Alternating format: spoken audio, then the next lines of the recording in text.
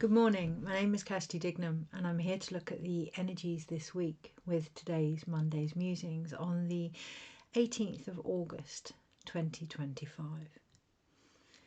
I'm feeling very prepared yet unprepared this week. I'm feeling very aware of the path that has led us to this moment. Yet also there being an imbalance, a lack of recognition, what that means individually. For myself, out of the blue, although as we know these things are never out of the blue, the midwifery world has made itself known again to me through a healing at a market of a colleague that I've worked with and reconnecting to them. My own sister bringing up an awareness of quote-unquote whistleblowers in the NHS, particularly those of a midwifery nature that are being threatened, that are being inundated with, let's face it, NHS poor behaviour that can no longer be ignored. To my own longings to step back into who and what I've always been. Now that doesn't mean that I'm returning to midwifery, far from it. If anything, unfortunately, the last few weeks have really hit home the reasons why I left. When I left midwifery over, nearly 2 decades ago, to be completely honest with you, I have always questioned that decision. Because for me, midwifery was more than a job, like I know it is for 99.9% of those that work in the care industry. It was more than a job, it was a way of life. So to walk away from midwifery was undoubtedly the hardest decision of my life, and one that I will always wonder whether I could have done more. And it feels like it's that's coming to the surface this week. Could we have done more? Can we do more than what we are doing? I know that leaving midwifery became a choice between my profession and my own life. I thankfully never experienced, to the extent so many are, the dangers of speaking up, but I was acutely aware it could go that way. I was acutely aware that grievances could lead me down that path, and I was acutely aware of the impact it was having on my body, and aware of the decision I needed to make to acknowledge, in order to be an autonomous practitioner, in order to be safe, in order to be empowering for others, I had to do that for myself first. And that's always been a decision that has been less than comfortable, because it's one of the biggest lessons, right? Putting ourselves at the front of what it is we offer, recognizing the importance of ourselves. And that feels like that's also coming up this week. There seems to be an energy of not only acknowledging how far we've come, to work with individuals that are now in the position I was nearly 2 decades ago, to know that everything I have learned over that time is now helping others to move through what is an incredibly difficult time of transition. To see that in practice really brought home the decisions that had been made, the growth that had been had. And I'm not just talking about my own journey here, it's merely an example. Yesterday, speaking about midwifery with my sister, with my husband, with my family, there was a large part of myself that I'd forgotten as well. A strength, actually, a wisdom and a knowledge that I'd forgotten that was being called out, to be shared, to be seen in the reflection of others. This week, not only are we going to be shown the path that we have walked in many, many, many ways that may be uncomfortable, we are going to, in that, be offered the invitation to bring home the experience that we have gained, but also the knowledge and wisdom of who we've always been. And with that is going to come a encouragement to acknowledge where we may not be stepping up. I'm not going to rush forward with stories of the NHS from 2 decades ago. What I am going to do, though, is to bring what is occurring in the collective here on this table to be discussed from a spiritual perspective also, because that's what I now offer in the realms of midwifery. What is a midwife? The word midwife means to be with woman. I'm not going to get involved in the gender association of this. It goes beyond that now. That's not to downplay gender. That is to add what I'm being asked to speak about. To be with woman, to be with the feminine. Midwives support new life, new creation. Midwives support the future. Midwives centuries ago were the wise woman. They were the medicine woman. It wasn't just about birth, not that that's not enough. It wasn't just about the end result of creating something different. It was about holding space until that happens, through the pain that needs to be expressed in order for change to occur, through the loss, through the transition, through the wisdom of finding our own medicine, reconnecting to our own body, trusting that knowledge. Midwifery was about herbs, working with the land, working with the feminine, working with the psyche, working with creation and life itself. Midwifery was empowerment through the remembrance of who we are, the feminine within us all, regardless of gender, regardless of what you do for a living, regardless of how many children you may or may not have. Midwifery was about bringing forward the future. And all the shit and vomit and blood and sweat and tears that came with that as part of a beautiful, natural, sacred process. Now I share that because midwifery, the midwife as an archetype, is under great attack right now. Not only in the NHS, which is the actual physical support of our future, the actual physical members of the team that will deliver a space that is safe enough for new life to be born is massively under attack without being seen in the news. And those that are having the courage to step forward are doing so at great, great risk. Great risk. And I'm going to put a few links in the comments for some examples of people that are going through this right now. And I'm aware that whistleblowing isn't just in the NHS. I'm aware that whistleblowing, the terminology itself, I'm aware speaking truth isn't just in the NHS. I can't speak about other areas because I haven't been involved, and whilst I can have an opinion on them, this goes beyond opinion. And this week, that's what's really important. This is going beyond an opinion. This is grounded and rooted in the experience that we have gained, allowing that strength to remind us to stand in who we are and to voice what we are being asked to voice. The archetype of the midwife being under attack here. The archetype of the support needed to create something different being under attack here. Now, this is not anything new in the spiritual community.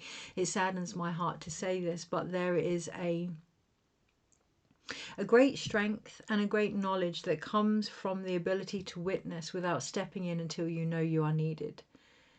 That has often come under attack in the spiritual community under the guise of not doing anything or not doing enough, or it takes great resolve to hold space and witness pain without making it worse or without trying to placate it for our own comfort. This is an incredible gift of the midwife archetype, which is within us all.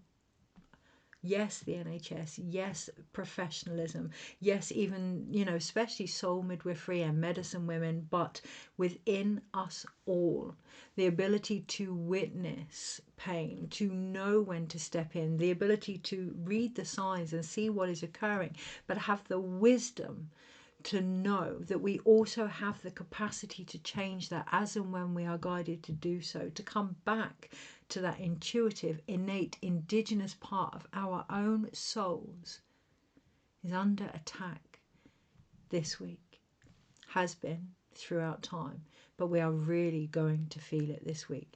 As we lead into that new moon in Virgo, there are things unraveling that we may not want to see. There are things unraveling that may make no sense at all. There are things unraveling that may call out a part of us that we have kept quiet. To see my fellow colleagues going through what they are going through, obviously it's not new to me, but to see it occurring at the level that it is, yes, that brings forward that part of me that can be more empathic, having been there. And this week we're going to feel that. And we have a choice. We have a choice whether or not we want to ignore that. And there's no judgment here. You have to do what works for you. There is no point all of us doing things that we are unable to hold space for. It adds shit to the mix. There's no point. If you feel like you cannot deal with something, you don't feel safe enough, you don't have the skill set, you don't have the courage, it's just too much at the moment, okay, recognize that, acknowledge your body, acknowledge your own sphere of practice. However, we are all going to be encouraged in our own ways this week to really see some necessary imbalances, not only externally. That's an invitation to witness where we haven't been standing in the wisdom that we have, in the knowing that we came here to offer. Underneath it all, with the NHS or with service providers, it is that we're being invited, actually deemed necessary to look at. It's not about ignoring the individual impact. We all have a responsibility there. We all have an accountability there to look at what it is we offer and how we're offering it, how aligned we are to our greatest potential in that, and the impact that that has, not only on ourselves, but the service we claim to be part of. However, it's an invitation as well to look at the bigger providers here, those that are here to provide care, and where they may not be, where they may be stopping others from doing that also. Now, that's not to say that we don't take responsibility for our own actions, but acknowledging where we may have reached the limit of our potential in a situation with that is going to be really important this week. I'm seeing a lot of midwives coming home. And that makes my coming home to the more spiritual aspects of the medicine that they offer, be that through coaching, through healing, through teaching, through advocacy of the body. And although the transition is difficult, to go from physical midwifery into another element of that, although the transition can be difficult to go from one part of our job into another, what makes it unnecessarily uncomfortable is the belief that we separate them. I'll always be a midwife. I was a midwife before I was a midwife. Yeah, as a child I was a midwife. If there are past lives, I was a midwife. I will always be a midwife when I feel into the archetypal energy of that, of temperance, the ability to witness. I've always had that. That will never leave me, regardless of the profession that I find myself in.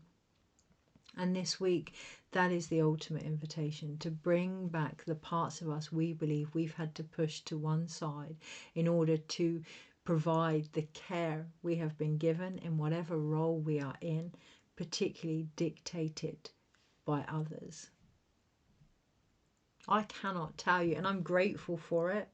I'm grateful for it because it helps me to redefine my core moral code of conduct. I am grateful for the amount of times that I see what I do and what many like me do in the witnessing and holding space as being accused of not doing anything. It has nearly destroyed me at times. It has nearly made me really question everything that I am and all that I offer. And it has brought me full circle to stand with more resolve in that. This week there is a wonderful, wonderful opportunity to bring things to completion with everything that we have learned. by remembering who we were before the beginning of it, what we have gathered throughout our own amnesia, aligned, authentic amnesia, and bringing all these aspects back to the core now. Is there anything else on that before I look at the energies this week? Well, the final part is to look at, for me, to look at the energies this week. The other side of it, we can have completion, but completion comes in our actions and how we take what we have discovered and apply that. I've said it before and I'll say it again. There's a huge difference between knowledge and wisdom. It's the application. There's a huge difference between prediction and creating the future. It's that responsibility, that accountability now. I am aware that this could potentially invite reactions into people, and my encouragement would be, okay, feel into that. What is actually happening for you this week with everything that's going on? What is happening? So initially with the midwifery situations I've become aware of, the sadness, so much sadness, so much guilt for abandoning ship, so much guilt for leaving, so much upset in the fact that there are even more midwives leaving, so much worry for the women that are about to go into labour that need that support and the future generations. And then a return to knowing what I can do. This video, sharing stories with my family, remembering that energy that runs in me, not getting distracted by the naysayers or the easy, let's face it, the easy beliefs that can take us off of our path, because we're aware of them. We're aware of them now. If we keep going off our path and not coming back, if we don't gain anything from that, we're avoiding the path. And that this week is going to be an uncomfortable truth. Recognizing we're being made aware of these things, but it's about the actions that we do with it now. So for me, that will be looking into the energies this week and how to best navigate them.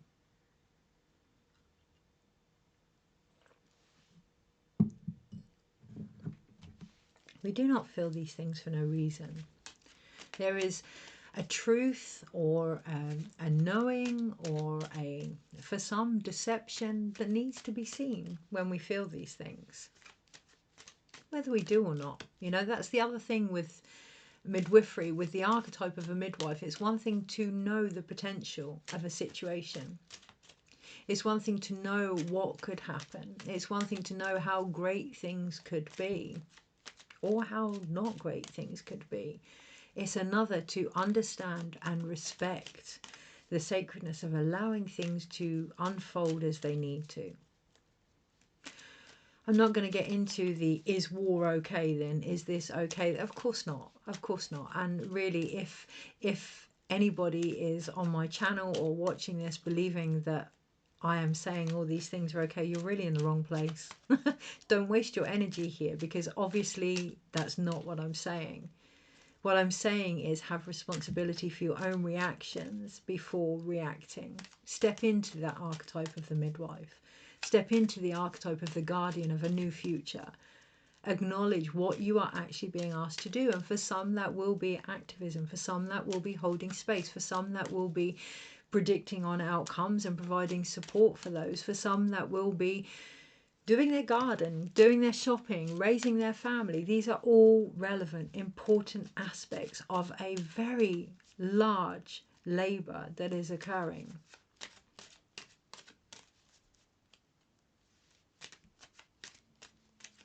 Being mindful of where we spend our energy, but in doing so, what we are creating as a result. This is nothing new, but being mindful that we may feel as if what we're doing isn't enough. Change that into humility. Take doubt and make it humility. Yes, there are times when we can feel as if what we're doing in the grand scheme of things is so small. I remember as a midwife drawing up drugs and thinking, my God, decades down the line, is this what I'm still really doing? Even now, you know, with healing, there are times when I have to pinch myself. There is a humility there, and there ain't no shame in that. There ain't no shame in feeling the vastness of something and how small that can make us feel. But acknowledging that, allowing that to open us up to the fact that we need support, that we need help, and receiving that. The truth of the matter is, everything that I've witnessed this weekend has been disturbing, but also incredibly beautiful in the fact that it was exactly what I needed to remember who I am. And I'm so grateful for the way that things unfold with that. And this week we have that opportunity to see things that way. Of course, it's going to take a bit more digging and a bit more observation. And that is the thing. That's what's really going to be the changing game as we go into 2026. I realized the other day that 2026, obviously it's a 10-year, so we're the Wheel of Fortune, and the Magician, which is number 1, and the Fool, which is the 0, but also the Sun card rounds down to 10. The inner child, the light, the ability to see what is going on and hope for something different as well, is really going to come forward for us all. And with that, yes, there are going to be discomforts and pain and perhaps traumas that we may not have faced that are now more able to be seen in the wisdom that we've gained. But we're only going to know that if we actually view them. So underneath we have the 4 of Cups, and I'm really, really tempted to change the card to keep shuffling. And it can come in many different ways, but it's going to be the same message. You know, the midwifery energy is very much about me standing in my own power. 100% standing in my own power and recognizing what I do know. And it's come through in so many different ways this week. We may want to keep searching for different versions of it, because we're not ready to receive the truth that's underneath. This week, pause, relax the jaw, relax the body, have a moment where you really just feel into who you are first before reacting. When we react without knowing where we're doing it from, our ability to see is limited. It's restricted because we're very focused, blinkered, yes, focused, driven on an outcome. When we see things that are uncomfortable to witness, we don't want it to be that way. Immediately our vision is skew-if. It's perfectly normal not to want things to be the way that they are. But in believing just that, it's like the tarot, right? When you see a death card, oh my God, it's death. If you're very centered in your vision with that, without having that expansion, you will lose so much wisdom, not only about what is going on, but what could be used to change the outcome and the directive. Witness yourself and then truly see what is going on with the 4 of Cups underneath. So Monday, yeah, Tuesday, Wednesday, Thursday, Friday, Saturday, Sunday, thank goodness for that. Overall, it's the second week where we've nearly gone. So for those that watch regularly, 3 weeks ago we had a whole week with no major arcanas, and it was a difficult week, actually, collectively and individually, without that feeling of being supported by destiny, by fate, by things that are out of our control. And sometimes we can want control so much that we get to that point where we realize there isn't any. And that's when we're open to receive some guidance and some support. And this week, it is the second week where it's not until we get to the end that we realise that that support was always there in the major arcana of the Fool.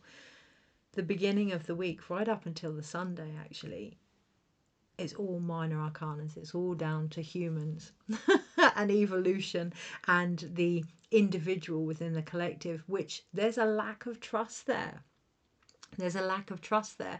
One of the most beautiful things with midwifery, again, I'm going to keep coming back to this archetype because it's important that we acknowledge the archetypes in our world and what is actually happening to them, because they're living beings. They don't stay the same.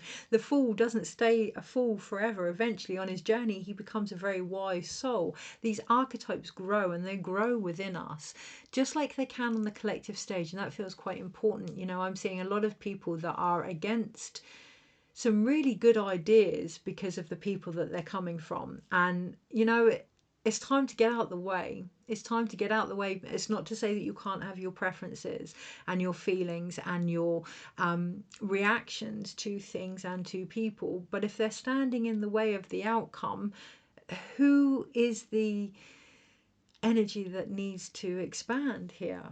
Okay, so an example. I've done some wonderful things for my own womb to initiate healing, because I've tried all of the medical proper routes. I've had operations, I've had scans, I've had bits taken out of me left, right and centre, and nothing has changed. I've also bled on the ground. I've also, with every full moon, done a ceremony. I've also steamed my vagina and done womb massage, and it has taken a combination of both to bring a level of balance, which is all healing is, right? A level of balance and safety to my body so it can do what it knows how to do. Midwives have an inherent trust in the process of creation and birth that goes beyond what they believe, that goes beyond protocols and guidelines, that even goes beyond the capability of the person that is delivering. They have an innate understanding of what is going on, which means they act when they need to. And this week, that's the invitation here. There's a lack of trust in humanity. There's a lack of trust here in ourselves. There's a lack of trust here that's purely mental. And I don't mean just mental, I mean mental. There's a lack of trust here in our capability as a species to invoke the necessary change. But that lack of trust from the Four of Cups also comes from our inability to see beyond what we've always known. It can be very safe to continue with the same vision because we won't be let down, right? But nothing will grow either. On the Monday, we have the Nine of Swords. So overall, we have the Page of Pentacles. But before focusing on what it's all about, before focusing on the end game, it feels very important this week to break down how we get there. To understand that everything that is happening is a process, just like labor. It's stretching us, it's expanding us, it's helping us to retrust our body, it's helping us to retrust our ability to do whatever it is we came here to do. It's one thing to know what we're capable of, ourselves and the collective and each other, relationships, jobs, whatever. Understanding that that potential is choice, but moreover, that choice is only ever gained through experience. That choice can only ever really be received through experience. We can say, right, I want to run a marathon. But in that, we also then need to acknowledge any training that has to happen with our body in order to do that. And this goes beyond our trust with humanity or the external or society, or for some guides, friends, family. This goes beyond that. This goes back to our trust in our own body to deliver the dreams that we came here to dream. This goes back to where we have disassociated from our body. The midwife archetype brings home that wisdom, brings home that, oh my God, look at what I've just done. Look at what I've just delivered. Look at what I've survived. Look at what I can do. Reconnecting to that this week is really, really important. On the Monday, we have the Nine of Swords. I'm not surprised to see this energy. It's keeping us awake at night, right? Quite literally, the dream has become a nightmare. Now, that can be individually what we're trying to create. We're constantly thinking about why it hasn't happened or what we can do to change that. And it is literally no longer an inspiring idea that we've conceived and are looking forward to, but a fearful nightmare that we are dreading. And that's leaving us collectively in that Nine of Swords, in that 9 centimeters, in that constant state of transition. Or at least that's how it can feel, particularly on the Monday. On the Tuesday, and it can come down, again, let's keep it practical as well, because the mind can run away with itself. So it can come down as well to something as simple as lack of sleep. Lack of sleep.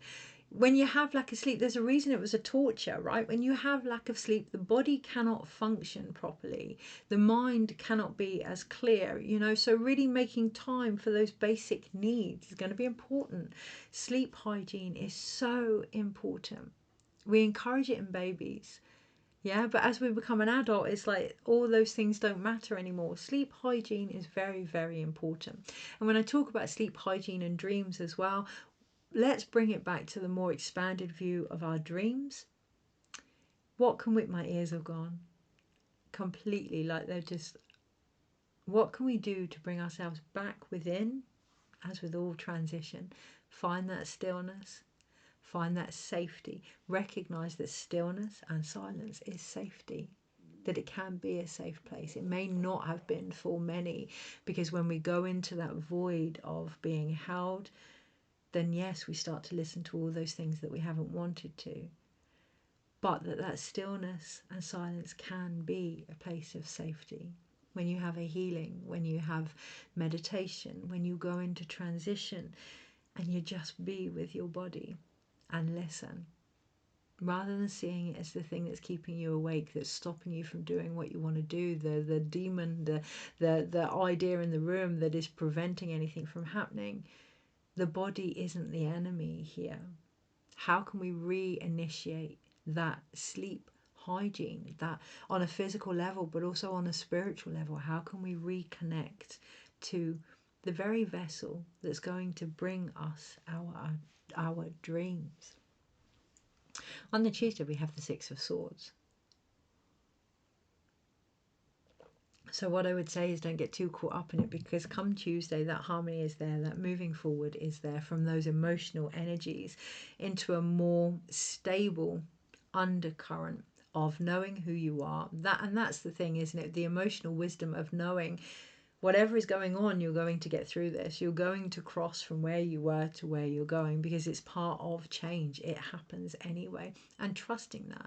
But more than trusting that, in the Six of Swords, the swords that are almost plugging the holes in the leaking boat are everything that's happened. So taking what has occurred and using it to help you move forward in a way that is sacred. So I could quite easily have looked at everything going on with midwifery and thought, yeah, thank God I left that. Oh, I did the right thing. There's a difference between smugness and sacredness this week. I can still hold space for the part of me that will always mourn midwifery. I can still be aware of the part of me that knows that it was far more than a job and always will be. I can still be very angry at the part that I felt I had no choice but to decide myself over what I offered. I can still hold space for the part of me that takes everything that I learned about new life and can bring it into creating new ideas, new relationships, or ways of healing and trusting the body. So it's not about being smug on the Tuesday. It's more about really opening and receiving the beauty of what you've always known. Not just externally, internally. How does that help you move forward? There's been many times I've done readings and they've been quote unquote right. That's great. Okay, but what did that do for me? What did that do for the person that I read for? How did I help the situation be born? How did I create the future with that?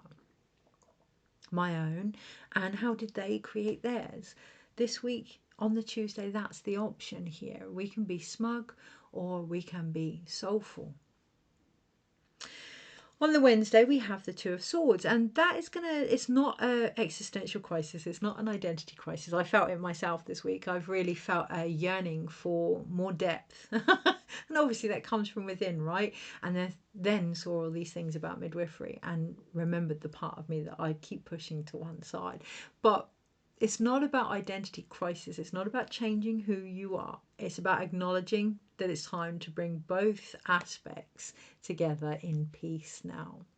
to witness what is going on inside of you. And the Two of Swords, she's blindfolded. And yes, that can feel as if you're not paying attention to what's going on in front of you. But until you know what's going on inside of you, you cannot tell what is going on in front of you, because what is going on in front of you will always be a reflection of your interpretation. So the most important thing you can do in creating the future is to acknowledge where you are now. Acknowledge what you're capable of. Be honest, be truthful, be at peace with that. And then look at what is going on around you. On the Thursday, we have the Eight of Swords. So for the first 4 days, it is all about the mind. I think there's a planet in Gemini doing something. And I know that Mercury is starting to really move forward. So yes, there's lots of shifts here, but don't get too caught up in that. Use the information and the wisdom that you have. Use the information you are being given for the wisdom it can become. Acknowledge there's a difference. Notice I had to change that. Information and wisdom, they are not the same thing. They are really not the same thing. And in the Eight of Swords, it's about acknowledging that all this information we may be seeking may be blinding us to the answers that are within. Keep that balance. This video included. This is just a suggestion of the energies and how to best navigate it. It'll call to you or it won't. Don't ever replace the honoring of your own inner harmony and truth with what is being offered to you outside. Nobody knows what you're capable of more than you. Yes, okay, these environments, these guides, these energies, the tarot, the healing, the whatever, they may help you confirm what you know. They may help you feel safe enough to discover your own answers. But ultimately, the freedom that you seek, that we all seek, to be who we are, starts from within. It has to come from us. It's that simple. Come the Friday, we start to feel into the emotions, okay? So come the Friday, we start to actually acknowledge what was underneath it all. This emotional happiness, in the Four of Cups, that is yearning to be seen, to be accepted, to be taken, to be run with, to be created with. This collaboration with the universe that is there in everything that we see and our reactions to it. It's not to say that we don't do anything, but we acknowledge where we are and then we act from there. We get to, come the Friday, really feel into, okay, so this is happening. I've seen some very disturbing things this weekend with the external, with my own family, and what that has done as, yes, of course I want to fix it. Of course I want to fix it. But when I can step and feel into those inner child wounds, and really see, rather than with empathy, with compassion, what is going on. I can feel what is going on. I can be aware of it. But then to see the potential of the people that are involved in the situation, to trust their ability, has then helped me to recognize what's actually being asked of me, to step into accountability over this perceived responsibility that the weight of the world is on all our shoulders, because it isn't. You're not being asked to make the world a happy place. Start with yours. How can you bring harmony on the Friday into your own home? Feeling into these things, acknowledging what you want to change, starting with yourself. On the Saturday, yes, that does bring in the Two of Wands, that brings into a predictive perception of where you'd like to go. But it's only just starting. One of the things I noticed about the new moon in Virgo, the theme tune for the new moon in Virgo has been Mr. Tambourine Man for weeks. And there's been so many insights around it all, but it doesn't matter. I'm going to write about it this week. It doesn't matter. The new moon in Virgo is the beginning of a story, just like the Two of Wands. Trying to figure it all out in one go is what actually destroys the dream before it's even begun. I've said it before, someone in labour at 2 centimetres trying to figure out how they're going to cope at 10, it's going to make you feel as if you can't do it. Okay, so being with your dream, your conception, your idea, with where it's at, meeting it with sacred honour of where it's at, partnership with yourself. On the Saturday and the Two of Wands, you're only going to, with this new moon, start to be aware of some of the things. It's not the full story this week, not until the next new moon, which I think it's about the 13th or 14th of September, another new moon in Virgo. That, yes, this new moon this week is going to start eclipse season, but come that second new moon, the story is going to be a lot more clear. At the moment, on the Saturday in particular, hold space for the vision that you really want. This week is an opportunity to see what that is by recognizing your part in it. Hold space for the vision that you really want and be prepared to move when the time is right. Which could very well be on the Sunday. I've got a real crick in my neck. It's like I want to look the other way. I want to look in the other direction. I don't want to know. Come this Sunday, we have the Fool. Now, the Fool is actually looking at every single one of these cards as they lay out on the deck. It's watched everything unfold. This new child that's being born, this new energy, this new world, this new life, this new earth, this new idea, whatever you want to call it.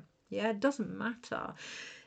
It has been watching the whole process unravel.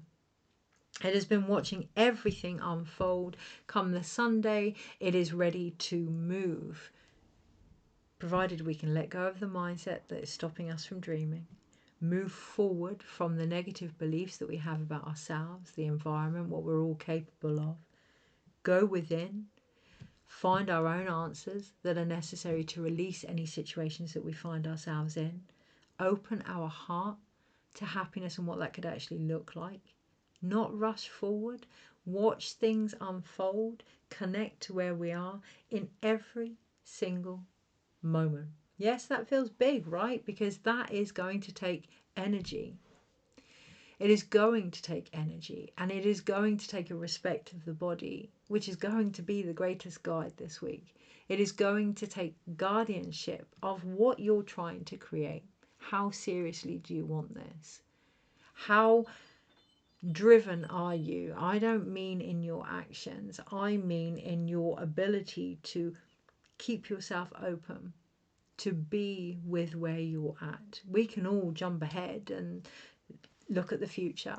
We can all jump ahead and think what we want something to be. We can all see the potential, but we can only ever do that based on where we're at. So how willing are we to be in every moment for the gift that it is? We talk about it. It's become a cliche bumper sticker, right? You know, the present is the gift that it is. But do we believe that? Can we believe that when the present can be very difficult also? Overall, we have the Page of Pentacles, and this is it, right? This is that new beginning. This is that way of seeing our journey for the gift that it is. And there is a completion there that needs to be transmuted. So I'm looking to my wall, and all I can see, because of the reflection of the light, is a purple circle on the wall. There is a transformation there that is needed in how we have been affected by the light that we've seen or not seen, as the case may be. You know, at the end of the day, everything is an opportunity. Everything is light, right? Everything is an opportunity to be opened up and receptive in our perception. Everything is an opportunity, so therefore everything is potentially light. It all depends on how we want to see it. Okay, and that made my whole body tense up. Hey, listen, this is just my view. Keep your view, keep your perception, keep your vision if it works for you. The question is this week, does it work for you? Or do you work for it? Yeah, are you creating with your vision, or are you a slave to it? Has our view of how the world should be stopped us from seeing how it is?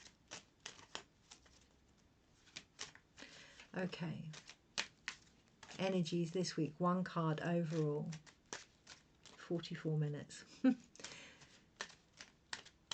Energies this week and how to best navigate it. Yeah.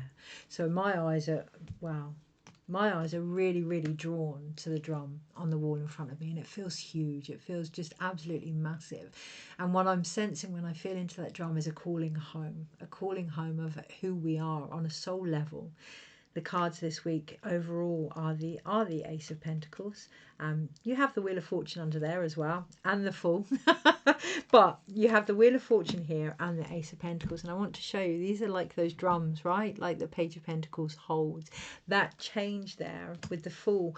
Yes, it may feel as if it's something different, but every single moment is an opportunity to come back to the calling of who you are, bringing your soul home.